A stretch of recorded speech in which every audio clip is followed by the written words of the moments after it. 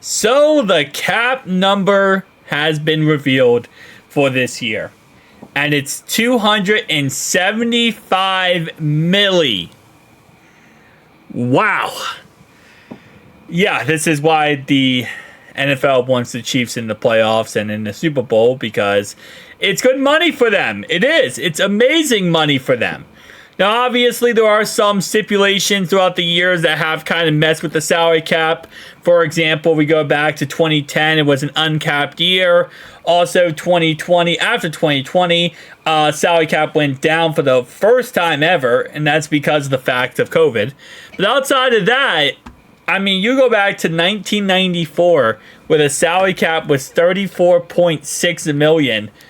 And every year, just how much it has changed. So it's roughly what? 3 million, went up 1.5 million, went up 11 million, or actually 10 point something million, went up 5 million, went up 5 again, 4, then that went up 4 million again, 5. So it's like normally goes 4 to 5 million. But again, there are some years that go crazy insane, because then it went 7 million, then it went another 7, another 7. We have an uncapped year. After coming out of the uncapped year, we go down to 120. Both the years literally almost exactly the same. Actually went up 0.2 million salary cap.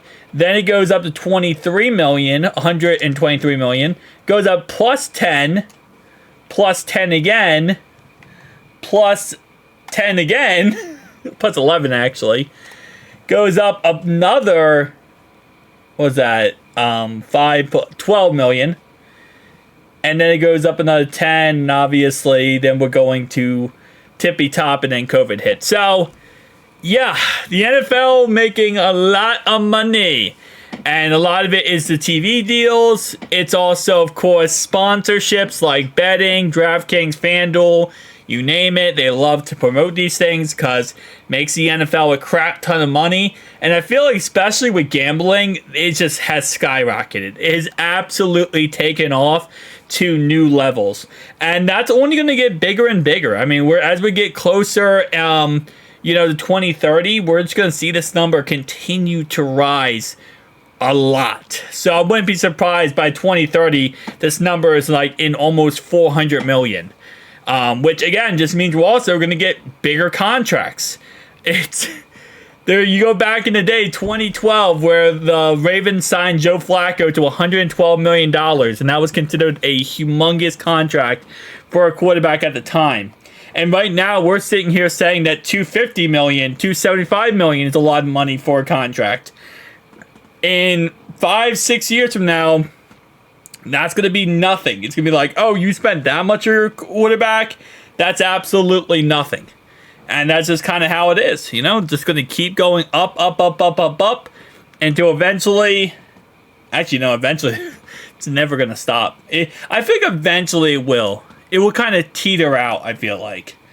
But I don't know. I mean, the NFL is just getting bigger and bigger and bigger. And as they go more international, this number is only going to raise more. International games, international markets, money to be had, money to be made. There's really nothing that's going to stop the NFL from just absolutely taking off to new atmospheres. So, shout out to the NFL.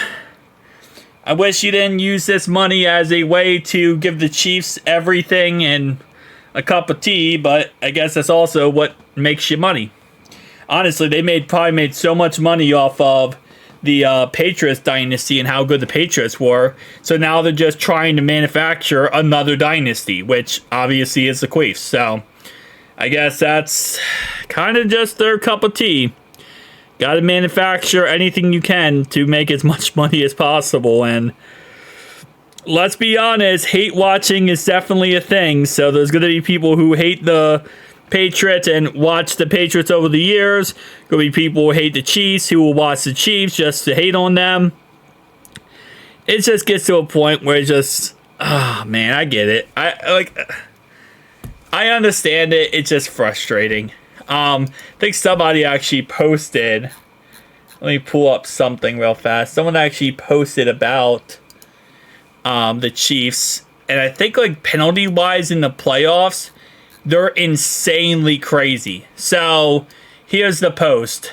In the playoffs, penalties against the Chiefs, 36 since 2021. There's been 36 penalties against Chiefs in the playoffs. Their opponent has gotten 66 penalties. Penalty yards, 319 and to 541. More penalties. They have never had. They've never been the team to have more penalties than the team they are playing against. So every team they played against always have more penalties than them.